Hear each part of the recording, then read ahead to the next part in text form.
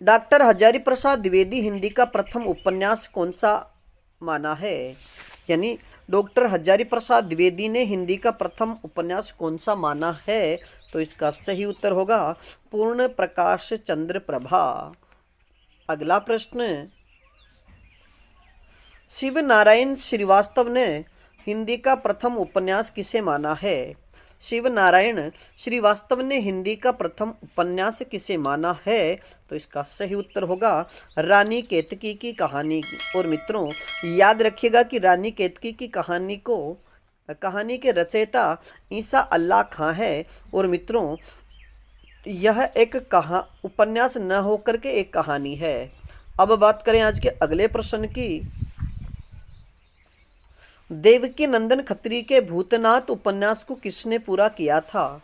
देवकी नंदन खत्री के भूतनाथ उपन्यास को किसने पूरा किया था? तो इसका सही उत्तर होगा उनके पुत्र दुर्गा प्रसाद खत्री ने। मित्रों याद रखिएगा कि जो भूतनाथ उपन्यास के इसके रचयिता देवकी नंदन खत्री है, लेकिन यह उपन्यास पूरा नहीं हो सका था। इसके बाद इस उपन्यास को पूरा करने का कार्य उनके पुत्र दुर्गा प्रसाद खत्री ने किया था। अगला प्रश्न, मुंशी प्रेमचंद का हिंदी में मूल रूप से लिखित उपन्यास कौन सा है? मुंशी प्रेमचंद का हिंदी में मूल रूप से लिखित उपन्यास कौन सा है? तो इसका सही उत्तर होगा कायाकल्प। और इसका रचना काल, अगर इसके रचना काल की बात करें तो 1925 में इसकी रचना की गई। मित्रों याद रखिएगा कि मुंशी प्रेमचंद के जो पहले उपन्यास थे वो अरबी फारसी भाषा में लिखे गए थे, लेकिन मूल रूप से हिंदी में लिखा गया उनका उपन्यास कायाकल्प है, जिसका रचना काल 1925 है। अगला प्रश्न,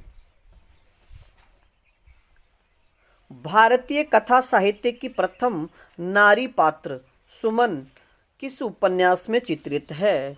कि भारतीय कथा साहित्य की प्रथम नारी पात्र और उसका नाम है सुमन, यह किस उपन्यास में चित्रित है? तो इसका सही उत्तर होगा सेवा सदन। और मित्रों याद रखिएगा कि सेवा सदन ये मुंशी प्रेमचंद का उपन्यास है, जिसकी रचना 1918 में की गई थी। और मित्रों याद रखिएगा कि प्रेमचंद ने इसे हिंदी का बेहतरीन नोवेल कहा है। यानी मुंशी प्रेमचंद ने सेवा सदन को हिंदी का बेहतरीन नोवेल कहा है। अब बात करें अगले प्रश्न की।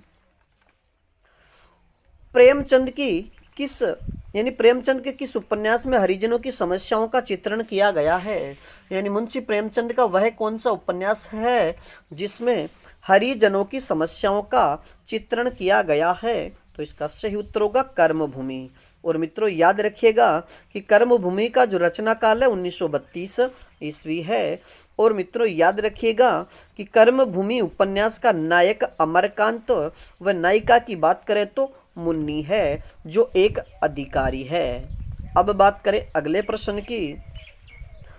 प्रेमचंद के किस उपन्यास में किसान और मजदूर के शोषण की कथा है? यानी मुंशी प्रेमचंद के किस उपन्यास में किसान और मजदूर के शोषण की कथा है? तो इसका सही उत्तर होगा गोदान। और मित्रों याद रखिएगा कि गोदान का जो रचना काल है वो 1935 है, और डॉक्टर नगेंद्र इसका रचना काल 1936 मानते हैं। और मित्रों याद रखिएगा कि मुंशी प्रेमचंद का सर्वश्रेष्ठ अगर उपन्यासों की बात की जाए तो वह उपन्यास भी गोदान है। और मित्रों डॉक्टर नगेंद्र ने गोदान को कृषक के करुण क्रंदन का महाकाव्य कहा है। अगर आपसे सीधा प्रश्न पूछ लिया जाए कि गोदान को कृषक के करुण क्रंदन का महाकाव्य किसने कहा है? तो इसका सही उत्तर होगा डॉक्टर नगेंद्र। अगला प्रश्न,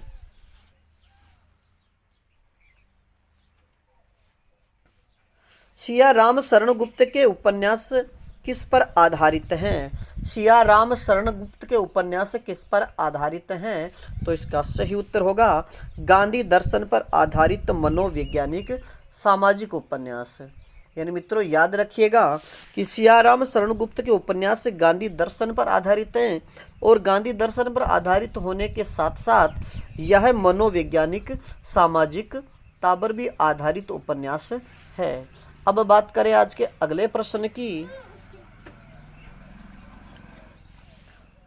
भगवती चरण वर्मा ने किस उपन्यास में पाप और पुण्य को विषय बनाया है? भगवती चरण वर्मा ने किस उपन्यास में पाप और पुण्य को विषय बनाया है? तो इसका सही उत्तर होगा चित्रलेखा। यानी आपसे सीधा प्रश्न पूछ लिया है कि चित्रलेखा उपन्यास किसका है, तो भगवती चरण वर्मा। अगर विषय वस्तु की बात करें तो इसमें पाप और पुण्य का वर्णन किया गया है। अब बात करें आज के अगले प्रश्न की।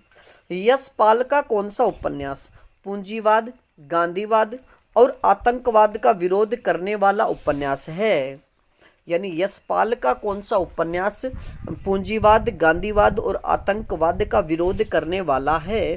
तो इसका सही उत्तर होगा दादा कामरेड।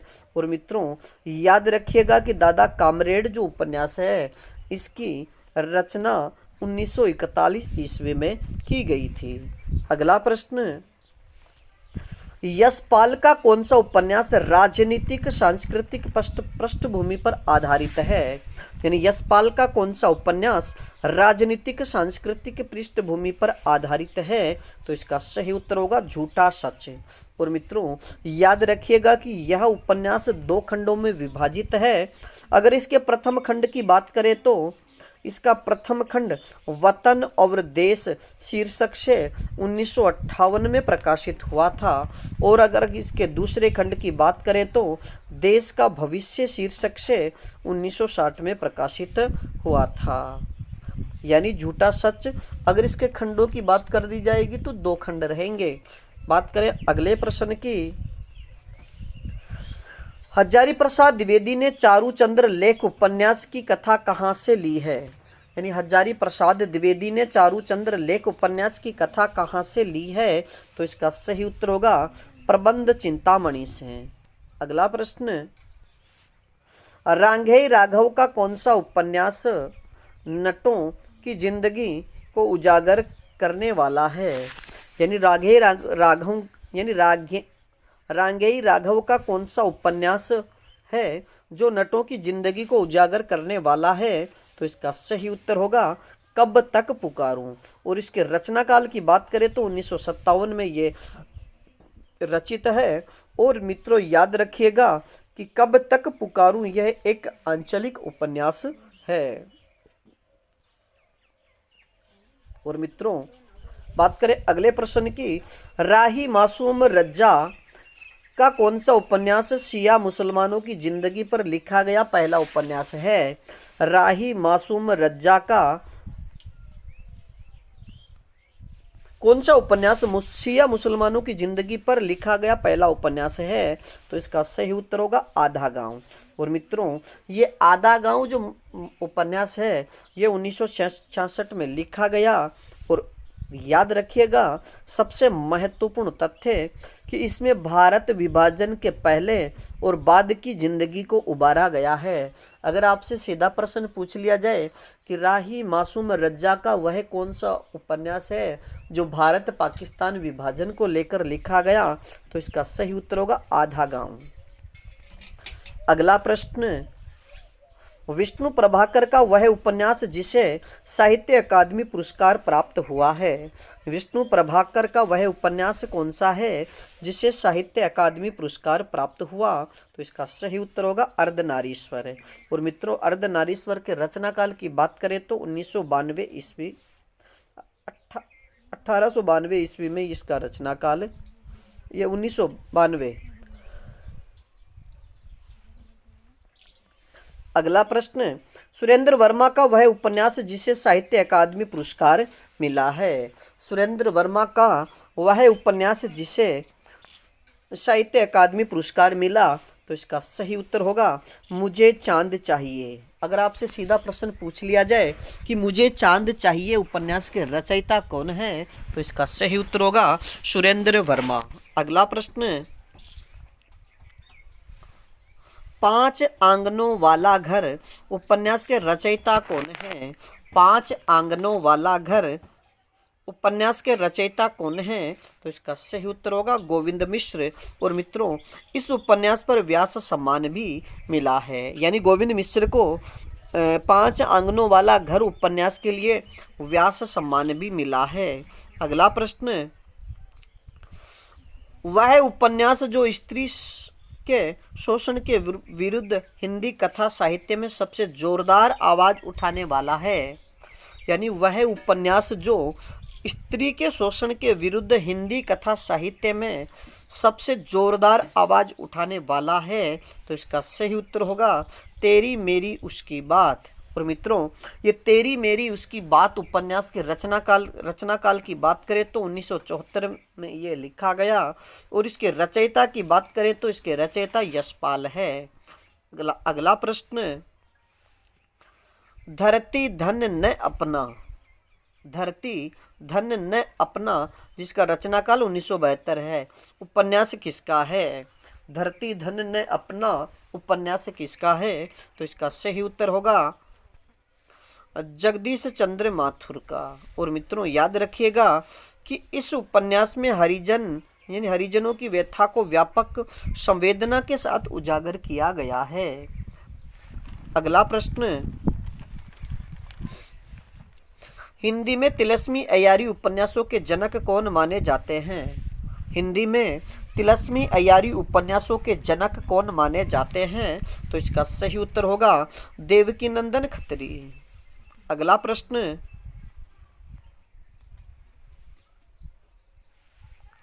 हिंदी में ऐतिहासिक उपन्यास परंपरा का जन्मदाता किसे माना जाता है? हिंदी में ऐतिहासिक उपन्यासों के जन्मदाता कौन माने जाते हैं? तो इसका सही उत्तर होगा किशोरीलाल गोस्वामी। अगला प्रश्न, हिंदी का प्रथम ऐतिहासिक उपन्यास कौन सा है? हिंदी का प्रथम ऐतिहासिक उपन्यास कौन सा है? तो इसका सही उत्तर होगा हृदय हारिणी। अगला प्रश्न, मुंशी प्रेमचंद किस प्रकार के उपन्यासकार माने जाते हैं? मुंशी प्रेमचंद किस प्रकार के उपन्यासकार माने जाते हैं? तो इसका सही उत्तर होगा आदर्शोन्मुख यथार्थवादी उपन्यासकार। और मित्रों, आप सभी से एक प्रश्न कि मुंशी प्रेमचंद का बचपन का नाम क्या था तथा मुंशी प्रेमचंद की वह रचना कौन सी है जिसे अंग्रेजों ने जब्त कर ली थी? इन दोनों प्रश्नों का उत्तर आप हमें कमेंट्स में दीजिएगा। अगला प्रश्न, प्रेमचंद का वह उपन्यास जो अनमेल विवाह की समस्या को दर्शाता है। यानी मुंशी प्रेमचंद का वह उपन्यास कौन सा है जो अनमेल विवाह की समस्या को दर्शाता है? तो इसका सही उत्तर होगा निर्मला।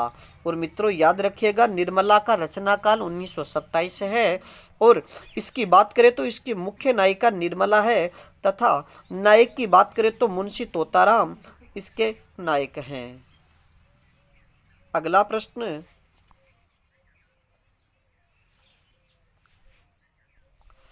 मुंशी प्रेमचंद का अधूरा उपन्यास कौन सा है? मुंशी प्रेमचंद का अधूरा उपन्यास कौन सा है? तो इसका सही उत्तर होगा मंगलसूत्र। अगला प्रश्न, कंकाल, तितली व इरावती उपन्यास किसके हैं? कंकाल, तितली व इरावती उपन्यास किसके हैं? तो इसका सही उत्तर होगा जयशंकर प्रसाद। और मित्रों याद रखिएगा कि जो इरावती उपन्यास है यह अधूरा उपन्यास है। अगला प्रश्न, पांडे बेचन शर्मा उग्र के उपन्यासों को घासलेटी साहित्य की संज्ञा किसने दी है? यानी पांडे बेचन शर्मा उग्र के उपन्यासों को घासलेटी साहित्य की संज्ञा किसने दी है? तो इसका सही उत्तर होगा बनारसी दास चतुर्वेदी ने। अगला प्रश्न, पत्रात्मक शैली में लिखा गया हिंदी का प्रथम उपन्यास कौन सा है? पत्रात्मक शैली में लिखा गया हिंदी का प्रथम उपन्यास कौन सा है? तो इसका सही उत्तर होगा चंद हसीनों के खतूत। अगला प्रश्न, जैनेन्द्र कुमार का वह उपन्यास जिसे साहित्य अकादमी पुरस्कार मिला। यानी जैनेन्द्र कुमार का वह उपन्यास कौन सा है जिसे साहित्य अकादमी पुरस्कार मिला? तो इसका सही उत्तर होगा मुक्तिबोध। और मित्रों याद रखिएगा कि मुक्तिबोध का रचना काल 1965 है। अब बात करें आज के अगले प्रश्न की। मार्क्सवादी विचारधारा के सर्व प्रमुख उपन्यासकार कौन हैं? मार्क्सवादी विचारधारा के सर्व प्रमुख उपन्यासकार कौन हैं? तो इसका सही उत्तर होगा यशपाल। अगला प्रश्न, गोस्वामी तुलसीदास के जीवन वृत्त पर लिखा गया उपन्यास कौन सा है? गोस्वामी तुलसीदास के जीवन वृत्त पर लिखा गया उपन्यास कौन सा है? तो इसका सही उत्तर होगा मानस का हंस। और मित्रों याद रखिएगा कि मानस का हंस जो उपन्यास है इसके रचयिता अमृतलाल नागर हैं। अगला प्रश्न, हिंदी का पहला आंचलिक उपन्यास कौन सा माना जाता है? हिंदी का पहला आंचलिक उपन्यास कौन सा माना जाता है? तो इसका सही उत्तर होगा मेला आंचल। और मित्रों मेला आंचल का रचना काल 1954 है। और आप सभी से एक प्रश्न कि जो मेला आंचल उपन्यास है उसके रचयिता कौन है, इसका उत्तर आप हमें कमेंट्स में दीजिएगा। अगला प्रश्न, नाचो बहुत गोपाल उपन्यास में किसका वर्णन किया गया है? नाचो बहुत गोपाल उपन्यास में किसका वर्णन किया गया है? तो इसका सही उत्तर होगा भंगियों के संघर्ष का। मित्रों अमृतलाल नागर का जो नाचो बहुत गोपाल उपन्यास है इसमें भंगियों के संघर्ष का वर्णन किया गया है। अगला प्रश्न, अमृतलाल नागर का वह उपन्यास जिसमें सूरदास का जीवन चरित्र वर्णित है। अमृतलाल नागर का वह उपन्यास जिसमें सूरदास के जीवन चरित्र वर्णित है। तो इसका सही उत्तर होगा खंजन नयन। और मित्रों खंजन नयन उपन्यास के रचना काल की या समयावधि की बात करें तो 1981 में इसकी रचना की गई थी। अगला प्रश्न, हिंदी का सर्वप्रथम जीवन चरितात्मक उपन्यास कौन सा है? हिंदी का सर्वप्रथम जीवन चरितात्मक उपन्यास कौन सा है? तो इसका सही उत्तर होगा झांसी की रानी। और मित्रों झांसी की रानी जो उपन्यास है इसका रचना काल 1946 है। अगला प्रश्न, मोहनजोदड़ो की वैभव संपन्न संस्कृति और उसके विनाश की कहानी किस उपन्यास में है? यानी जो मोहनजोदड़ो या सिंधु घाटी सभ्यता स्थल मोहनजोदड़ो की जो वैभव संपन्न संस्कृति और उसके विनाश की कहानी किस उपन्यास में है? तो इसका सही उत्तर होगा मुर्दों का टीला। और मित्रों याद रखिएगा कि मुर्दों का जो टीला उपन्यास है ये 1948 में लिखा गया। और इसके रचनाकार की बात करें तो इसके रचनाकार रांघेय राघव हैं। अगला प्रश्न, सो अजान एक सुजान व नूतन ब्रह्मचारी उपन्यास किसके हैं? यानी सो अजान एक सुजान और नूतन ब्रह्मचारी उपन्यास किसके हैं? तो इसका सही उत्तर होगा बालकृष्ण भट्ट। अगला प्रश्न, शतरंज के मोहरे, सुहाग के नुपुर, अमृत और विष, बूंद और समुद्र उपन्यास किसके हैं? यानी शतरंज के मोहरे, सुहाग के नुपुर, अमृत और विष तथा बूंद और समुद्र उपन्यास किसके हैं? तो इसका सही उत्तर होगा अमृतलाल नागर। अब बात संप्रदाय के प्रवर्तक कौन है? श्री संप्रदाय के प्रवर्तक कौन है? तो इसका सही उत्तर होगा श्री रामानुजाचार्य। यानी श्री संप्रदाय के प्रवर्तक श्री रामानुजाचार्य हैं। अगला प्रश्न, सनक संप्रदाय के प्रवर्तक कौन हैं? सनक संप्रदाय के प्रवर्तक कौन हैं? तो इसका सही उत्तर होगा निम्बारकाचार्य। अगला प्रश्न, रुद्र संप्रदाय किससे संबंधित है? यानी रुद्र संप्रदाय किससे संबंधित है या फिर रुद्र संप्रदाय के प्रवर्तक कौन हैं? तो इसका सही उत्तर होगा स्वामी विष्णु स्वामी। अब बात करें आज के अगले प्रश्न की। मध्वाचार्य ने कौन सा संप्रदाय चलाया था? मध्वाचार्य ने कौन सा संप्रदाय चलाया था? तो इसका सही उत्तर होगा ब्रह्म संप्रदाय। या फिर प्रश्न ऐसे पूछा जा सकता है कि ब्रह्म संप्रदाय के प्रवर्तक कौन हैं? तो इसका सही उत्तर होगा मध्वाचार्य। अगला प्रश्न, रामावत संप्रदाय के प्रवर्तक कौन माने जाते हैं? रामावत संप्रदाय के प्रवर्तक कौन माने जाते हैं? तो इसका सही उत्तर होगा गुरु रामानंद। और मित्रों, आप सभी से एक प्रश्न कि उत्तर भारत में राम भक्ति को प्रचार प्रसार करने वाले कौन थे? यानी इस प्रश्न का उत्तर आप हमें कमेंट्स में दीजिएगा कि उत्तर भारत में राम भक्ति का प्रचार प्रसार करने वाले कौन थे। अगला प्रश्न, पुष्टि मार्ग का संबंध किस आचार्य से है? पुष्टि मार्ग का संबंध किस आचार्य से है? तो इसका सही उत्तर होगा वल्लभाचार्य से। और मित्रों, आप सभी से फिर से एक प्रश्न कि वल्लभाचार्य ने के द्वारा संपादित जो पुष्टि मार्ग है, इसमें पुष्टि शब्द का अर्थ क्या है? और दूसरा प्रश्न आपसे कि अष्टछाप की स्थापना किसने व कब की थी? यानी अष्टछाप की स्थापना किसने व कब की थी? इस प्रश्न का उत्तर आप हमें कमेंट्स में दीजिएगा। अगला प्रश्न, जाम्बोजी या जंभनाथ जी ने कौन सा संप्रदाय चलाया था? जाम्बोजी या जंभनाथ जी ने कौन सा संप्रदाय चलाया था? तो इसका सही उत्तर होगा विष्णोई संप्रदाय।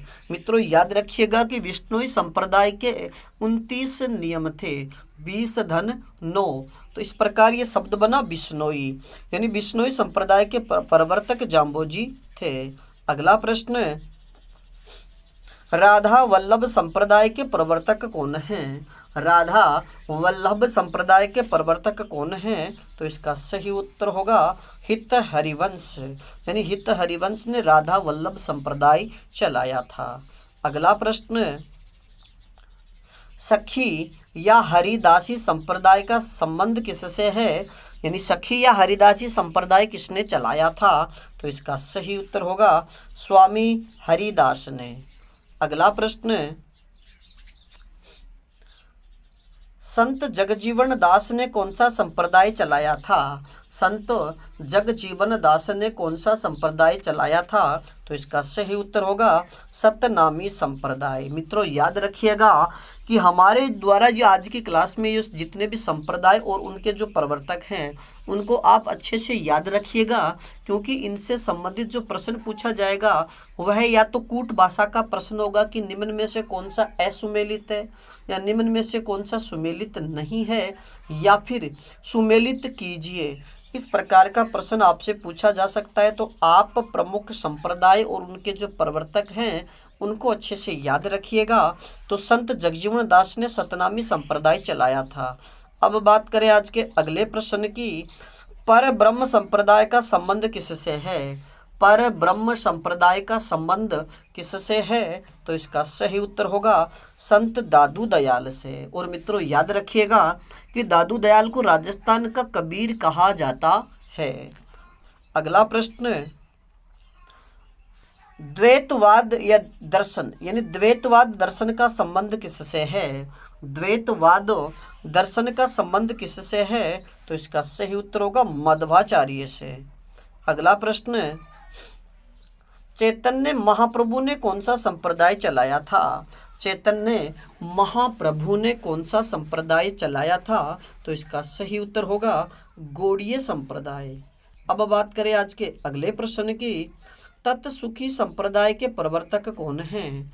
तत्सुखी संप्रदाय के प्रवर्तक कौन हैं? तो इसका सही उत्तर होगा संत जीवाराम। अब बात करें आज के अगले प्रश्न की,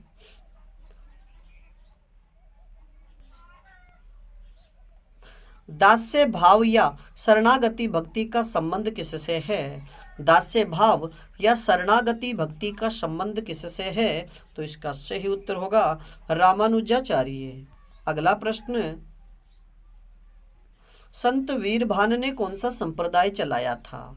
संत वीरभान ने कौन सा संप्रदाय चलाया था? तो इसका सही उत्तर होगा साधो संप्रदाय। अगला प्रश्न, शुद्धाद्वैतवाद यानी पर ब्रह्म।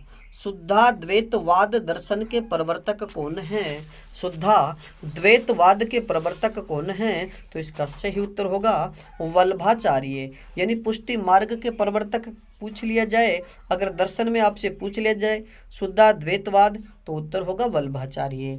और मित्रों, वल्लभाचार्य जी ने, यानी सूरदास के गुरु की बात की जाए तो सूरदास के गुरु वल्लभाचार्य जी थे।